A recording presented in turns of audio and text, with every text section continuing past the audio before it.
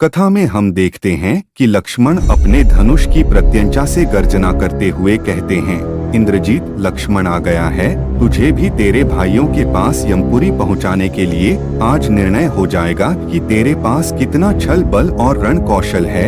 यह कहते हुए लक्ष्मण अपना बाण उसकी तरफ छोड़ता है, जिसे मेघनाथ अपने मायावी बाण से नष्ट कर देता है। इस प्रकार दोनों वीर योद्धाओं के मध्य घमासान युद्ध आरंभ हो जाता है।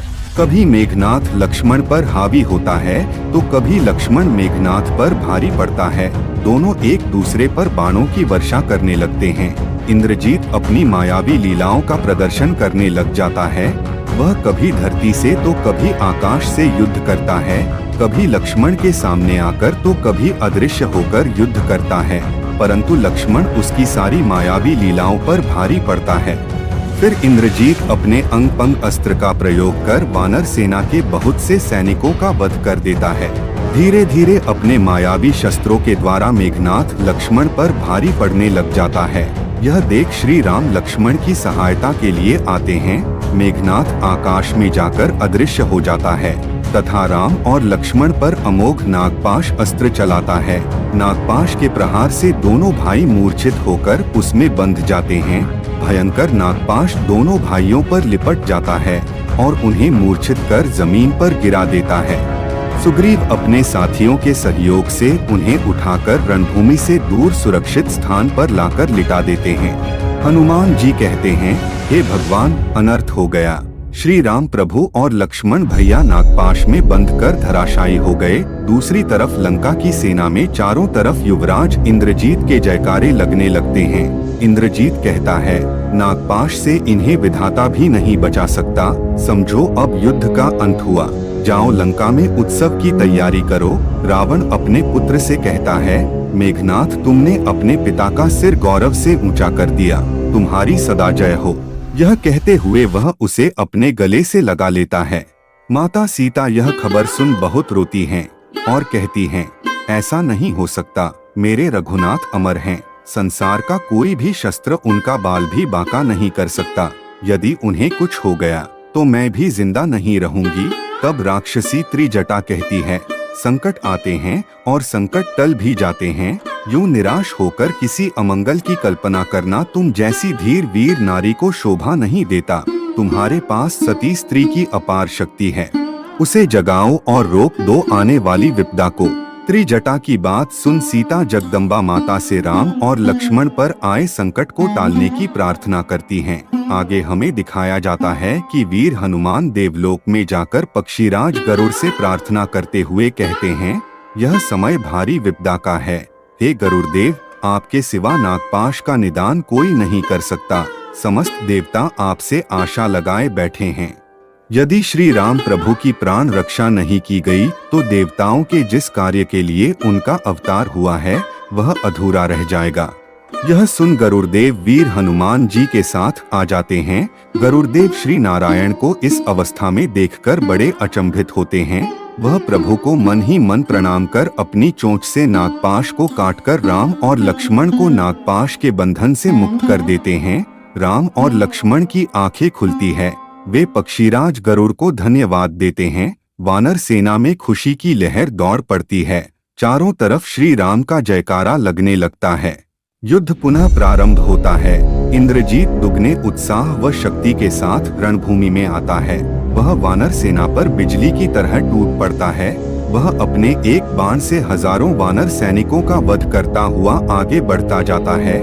यह देख लक्ष्मण जी श्री राम का आशीर्वाद लेकर उसे रोकने जाते हैं। दोनों योद्धाओं के मध्य पुनः महासंग्राम प्रारंभ हो जाता है। इंद्रजीत अपने अनेक अस्त्र शस्त्रों का प्रयोग करता है, परंतु लक्ष्मण सभी को अपने बाणों से नष्ट कर देता है। यह देख इंद्रजीत अपनी मायावी लीलाओं का प्रदर्शन करने लगता है, परंतु लक्ष्मण उसकी सारी लीलाओं पर भारी पड़ता है। जब इंद्रजीत को यह एहसास हो जाता है कि वह किसी भी प्रकार से लक्ष्मण को हरा नहीं पा रहा है, तो अंत में वह अपनी दिव्य शक्ति का आह्वान कर उसे प्रकट करता है और लक्ष्मण पर उसका प्रहार करता है। इंद्रजीत द्वारा चलाया गया वृक्षी अस्त्र काल की भांति लक्ष्मण की तरफ बढ़ता है। हनुमान जी उसे रोकने का प्रयास करते हैं पर वह सीधे लक्ष्मण को जा लगता है।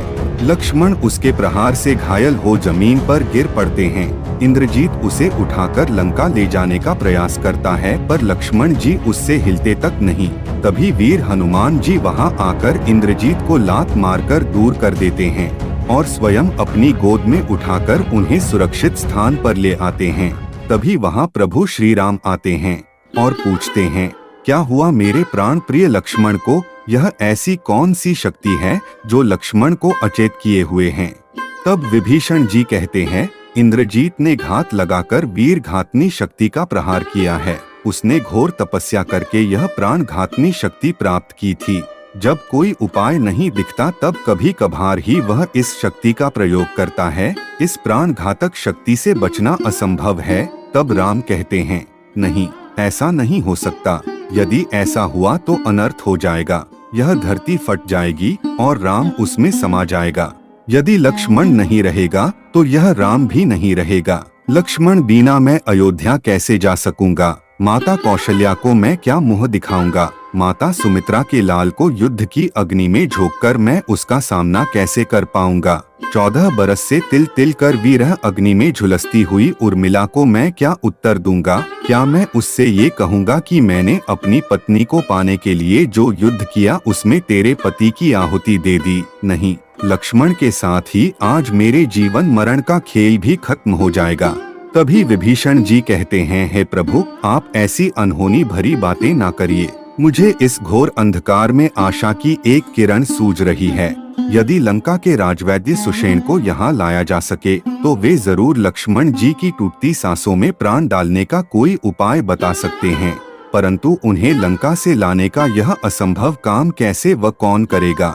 तब वीर हनुमान कहते हैं, असंभव को संभव बनाना हनुमान का काम है। और वे श्री राम का जयकारा लगाते हुए लंका के लिए रवाना हो जाते हैं।